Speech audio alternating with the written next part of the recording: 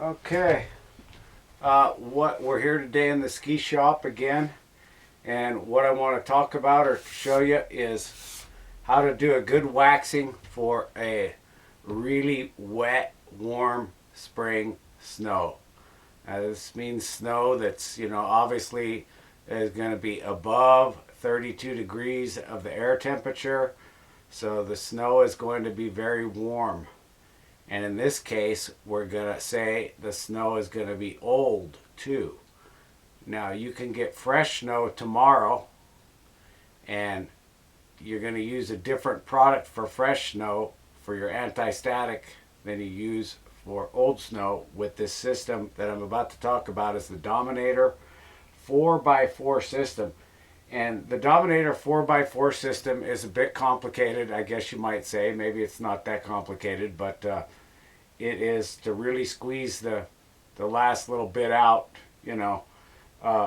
if you get the conditions right. Now, that's not to say you're not going to hit and miss it sometimes. But anyway, okay, we're going to talk just a little bit about this to show you what I'm talking about. Now, the 4x4 system consists of 4 different hardness grades of waxes, and some of them are like this one. They're just a hydrocarbon wax, okay? No fluorination. So you've got that in all your 4 hardness grades, okay? And the hardness grades are denoted by the color coding, okay? So in this case, this is your pink from snow temperatures of 20 to 32, okay? Strictly a hydrocarbon wax. And these hydrocarbon waxes are also what you use to prepare your ski before you start doing any of this fancy waxing. So skis need to be really soaked thoroughly in a hot box with about 3 grades of this kind of wax before you start doing what I'm going to show you. But so now, there's your hydrocarbon. And then in each of the color grades, there is also a low fluoro, okay? That is a low fluoro pink. This is a mid fluoro in the pink range, okay? And this is a high fluoro in the yellow range, okay? Now, depending on the snow temperatures and the amount of moisture in the snow is going to determine whether you use a low fluoro, a mid fluoro, or a high fluoro. In this case, we're going to prepare these skis for a, like I said, really warm, wet, and in this case, old snow. Okay, now this is the difference here. Now, when you're talking about new snow, that's freshly fallen snow, that's not older than 3 days old, we use a graphite. Okay, and this is a fluorinated, I don't know how high a fluorination, but this is a fluorinated graphite anti-static that would be blended with one of the other colored waxes, be it fluorinated or not. Okay, these anti-statics are used in a 50-50 method with the other waxes. So, okay, this is for this would be for new snow. But what I'm going to wax for is old snow. So for the old snow, we use what's called fluorographite polymer in the form of this SRB32. This also comes in a blue formula as well for even colder snow. But this is for old snow. And what they found out at Dominator was that the static charges in new snow and old snow are different. Now, when you're talking about new snow, graphite is really, really good. That's why graphite zoom, for example, okay? Let's see, where's a package of that here? This stuff right here, graphite zoom, this is your all-temp zoom with graphite. Really, really, really good for fresh, cold snow, okay? And that's why with that graphite, and plus it's pretty hard wax, so it works really good in fresh, dry powder. But now we're talking wet snow. So in wet snow and ice, they found out that the graphite is not really the best right there, because graphite is not hydrophobic. So when we're really, really wet snow, just straight up graphite is not going to work as well. And that's when you start using these fluorinated hydrocarbons in the wet snow. Well, they found they still needed some kind of anti-static that would work well in the wet snow. And so what the guy did, he figured out how to make a polymer chain, which is a chemical thing they do. Anyway, they line up all these molecules in what's called a polymer chain, which is polymers or plastics. Anyway, we don't need to get all into that. And he came up with this stuff called fluorographite polymer. So what we have here, like I showed you, is an anti-static graphite in a polymer chain with fluorine. So you've got the advantages of the graphite, but you don't have the disadvantage of the graphite not being hydrophobic. So this would be a hydrophobic graphite. Anyway, this graphite here, it's not cheap, but it works super good in old and wet snow. So this is the type of stuff that's also put into the Race Zoom Old Snow. So this would be like in Race Zoom Old Snow if you just want the all-temp Race Zoom Old Snow with the medium fluoro. And this would be, you know, probably a similar ingredient to be what would be in Race Zoom New Snow. But anyway, I got off track. We're not really talking about the Zoom series right now. We're talking about the 4x4 series and how to apply it, or the way that I apply it, okay? Now, Dominator will tell you you can lay it out in little checkerboards.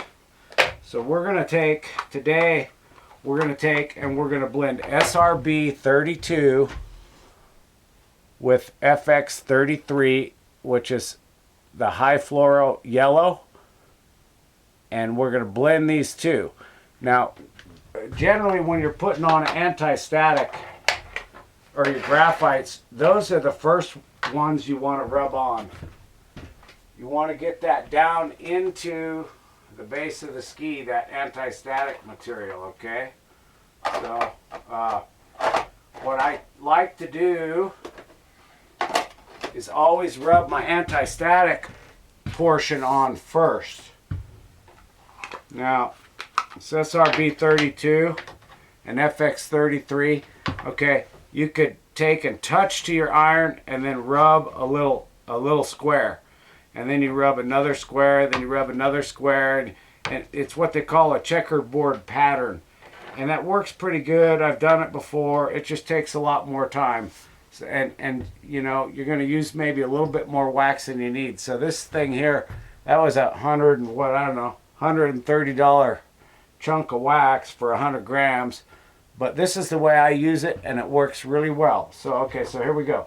I'm going to take the anti-static, and I'm going to start rubbing it on the ski. No iron. It's what you call crayoning. Now, hopefully in the camera, you'll be able to see some of the difference of the reflection of where I've just rubbed this stuff on. And the SRB 32 is not real hard. It is a pink, you know, wax, so medium hardness. So what you do is, you see me, I'm rubbing it on here, and I'm just rubbing it back and forth a couple of times. Maybe going to go a third time. Really pay attention next to your edges, especially where you work the ski hard. And it's kind of like, if some people are familiar with surfing, some people aren't. But anyway, it's like rubbing wax on a surfboard. As you rub it, you'll see it takes a few times, but it starts building up, okay? So there we go. We got a pretty good buildup of the SRB 32 on there now. Now, some of you may not think that that's a lot of wax, but once I rub the other layer of wax on there, and I start to iron it in, you will see that there's plenty of wax there. And when you're using this expensive of waxes, you don't want to, you don't dribble them all over the place and down the side of the ski, okay? You're just putting on only what's necessary, and if you don't use too hot of an iron, you know, to spread them out, you're going to be fine, okay? So what I like to do when I do these, to get them as equal as possible, I like to visually look at each of them as I apply the layers. So I just applied the SRB 32 to the first ski. Of course, if you have a snowboard, you know, you're not going to need to do it like this, but I like to kind of visually look at each ski. So now I'm going to put the next ski on there. Now these skis have been thoroughly brushed out, okay? They've been brushed with a soft stainless, they've been brushed with a bronze, and then they've been brushed with a brass, okay? They've been really cleaned off really well before I do this, and then they've been wiped with the lint-free wiper. So anyway, here we go again. I'm going to take the SRB 32 Fluoro Graphite Polymer Wax Anti-Static for old snow that is older than 3 days old. Means the snow is transformed. The tilling helps it transform too, but the crystals are different. Everything's different. The way the electricity works in the snow is different. So this SRB 32 for old snow. Now what I'm doing is I'm just looking at both the skis and saying, oh, does this one have a little bit more than I think the... Okay, I'm going to rub this a little bit more. Just try to get them about equal, okay? You know, it's not rocket science, but I'm trying to visually see that I have about, you know, the same amount of wax rubbed on there and not like way more, you know, on one than the other one. So that looks pretty equal enough to me. Okay. So there you go, okay? This puppy costs a fortune, but you see, you only use so much at a time when you do it like this. And it works. It's worth every penny. Okay, so there's your SRB 32, your anti-static for the old snow. Now, when you're using the 4x4 system, usually anyway, one of the waxes is going to be softer than the other one. Maybe you're using pink. If you're using pink, you always rub your anti-static one on first and then rub on the other pink wax, whether it's a fluorinated or a strictly hydrocarbon. They're always softer without the graphite in them. So here's the little piece of high fluoro yellow here. And it ain't cheap either. This was, let's see, this was 40 grams of high fluorinated yellow wax. And it cost, this was like over a year ago. I don't know. I think it's saying 59 bucks. I can't read it in the light right now without my glasses. So anyway, it's not cheap, okay? But if you want to go in the wet snow and not get too sticky and have plenty of speed, and I mean, it's going to get sticky at a point even with the best stuff in the world on there. But now we're going to rub this yellow. Now it's going to go real easy. I mean, it's really going to come off because it's soft. And I've already got that other layer of wax on there, so it's got something to grab a hold of and adhere to.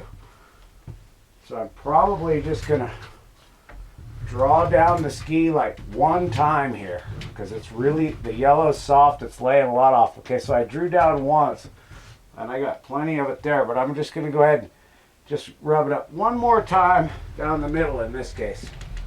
Okay, there we go. Okay, so now this ski has got both of the waxes on there and they've been rubbed on, you see, and no dripping with the iron or anything. So there it is, it's all coated, and there's the two types of wax. So again, I'm going to lay this one aside so that I can visualize. Put the other one back up here with just the SRB 32. I'm going to try to mimic sort of the same motions and pressure. I mean, again, not rocket science, but hey, you know, we don't need to waste this wax. So I'm going to draw down once, and you can really see right now, let me bring it up here because I don't know. You see where I really drew it down on the one side? It's hard for me, you know, I'm looking at this little screen, but okay, I really drew the wax down one side, and you can really see it right there. Okay, so anyway, okay, so now we're gonna crayon it down the other side. One good time.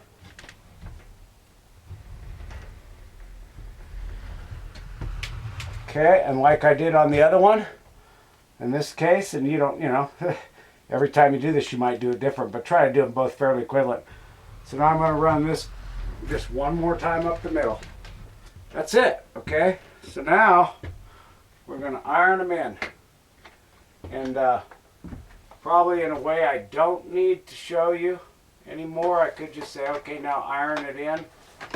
But just in case you want to see, I'm going to go ahead and iron one of them down right now. Give you an idea of about the time that I take to go ahead and iron this wax in. And don't know how well you're going to be able to see, but I've got the iron already warmed up. I'm going to take a lint-free wiper. And I was using some fluorinated waxes prior to it, no big deal. But if you got a bunch of other old wax on your iron already, okay, get it cleaned off, you know. And these irons with the grooves are really nice because they really help spread and mix the wax. And occasionally you'll want to take, like, you know, your fingernail or something and, you know, work into those grooves and clean those out occasionally when they get too much anesthetic wax built up in them or whatever. But okay, so we're just going to go ahead and get started at the tip. And it's going to take a little while for the ski to get warmed up. And as it gets warmed up, I'll draw the wax back and forth on the ski to really blend those two waxes together. Okay. Coming down, just nice even pace. Don't have the iron too hot here. Normally I wax a lot of the hydrocarbons around 180 iron temperature, and that takes me a long time. Now obviously, you know, when you're using a really hard wax, yeah, you're gonna have to turn it up to at least probably 200, but you shouldn't need to be going much more than 200 degrees, okay? So anyway, I drew the wax back. Now I'm going to go ahead and draw it up again because I really want to mix this wax, okay? So I kind of want to push it back and forth and let it mix. See, I want to blend those two together. I want to blend that high fluoro yellow with the SRB 32 fluoro graphite polymer wax. Now, folks, this expensive fancy waxing, okay, it really is designed for a ski with a sintered base, okay? An extruded base, I don't know. You might be kind of, you know, going a little overboard, but it'll still work, okay? But definitely don't put any more wax like than you saw me put on there, because your extruded base, it does not really have amorphous regions to the base, and so it's not really going to take wax into the base. It's only going to be a minute layer on top of the base, shall we say. In which case, you know, you don't brush out the ski as hard with an extruded base, because you're actually on, you know, that's where I would say, okay, you'll structure the wax if you have an extruded base, and you'll leave a little wax on there, but you will brush it to you know, to give the wax some structure. But with a sintered base ski that has a structure, after this is done and cooled and scraped, you want to brush that puppy really, really well, because when you're in wet snow, the structure or the topography of the bottom of the ski is really, really important as well. And you need to have a ski that has considerable topography, or, you know, structure, you know, grooves and lines in the base of that ski to break suction. So there's a physical thing there, and then there's a chemical thing that the wax does. The wax repels the water, but the physical structure of the base of the ski has a lot to say about running in wet snow, okay? So anyway, I'm just drawing the wax back and forth.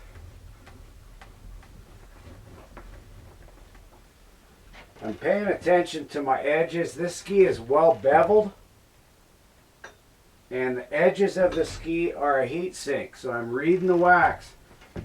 Where does it stay molten and where does it not? Now you notice right next to the edges, it cools really quickly. So what I'm doing is I'm tilting the iron just a little bit toward those edges, and I'm running it actually down the edge. I do want to get some heat right into that edge, you know, up to where the PTEX meets the metal edge. Otherwise, we're not going to absorb the wax into that as well. And that's where we really, really, really work the ski hard when you're a carver, is right there. So read that wax. In other words, where is it staying molten and where is it not? And when you see it's not staying as molten on those edges, and this is really important at the contact points of the tip and tail as well as the center region underfoot. A hard charging carver can really rail a ski at the contact points. Okay, which that means at the tips and the tails where the ski initially, you know, has that contact with the ski from the camber, you know, that the ski has. And anyway, it's just the nature of the beast when you're really an aggressive hard charging carver and you know how to pressure the ski all the way through the tip. But anyway, so like I say, this wax is not cheap, but it's going to make me go as good as I can go in the wet snow. And I can tell you from experience it works. I'm a very light person. I'm only coming in about 125 pounds. That combined with wearing a fat race suit that's like a parachute sometimes, you know, that not too many people pass me up when I get it right on the flat spots, okay?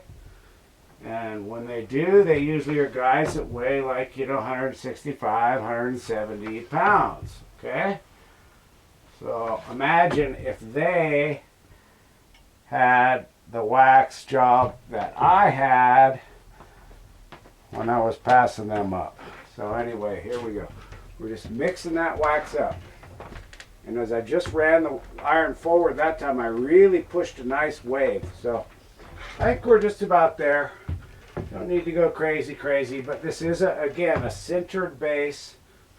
And it's slowly taking up wax. Now, it's not taking up a lot because, well, they don't take up much even when they're the best, but I want to give the ski time to take some of this up. The other reason that your ski should not take up too much wax is because it's already prepared. In other words, it's already saturated with wax, the base material. And I never skied it enough to run that wax out, see? So there's plenty of wax in this ski, and only so much is going to go back into the ski. And whatever is in the ski and whatever you put on the ski, it all becomes a conglomeration, okay? So like when you're switching from cold, dry snow and you got that one pair of skis, now you want to set it up for wet snow, for example. You know, just the first time that you come back and you hit it with your, you know, your softer waxes, or even going the other way, you know, you're going from soft to, anyway, it's going to take a couple of waxings, brushings and scrapings with the new grade of wax to really bring it even closer to that new grade of wax. So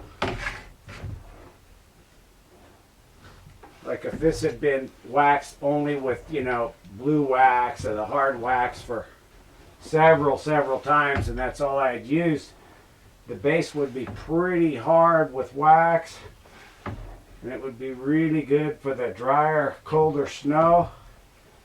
But once I got it on the wet snow and I wanted to give it a yellow wax, it took me a few times waxing it with that yellow wax to get it worked into there to soften it up, because again, everything becomes a conglomeration of what was on there before. So the other thing is, I can't really remember what the heck I was going to say now. Anyway, like I say, this iron, probably, it's a little over 180 right now where I got it set. I'm familiar with my iron. It's probably about 190. And just keeping it moving. Again, looking for the spots where it's cooling more rapidly, which is always near those edges, and just keeping the iron tilted a little, you know, tilting it and warming that edge a little bit.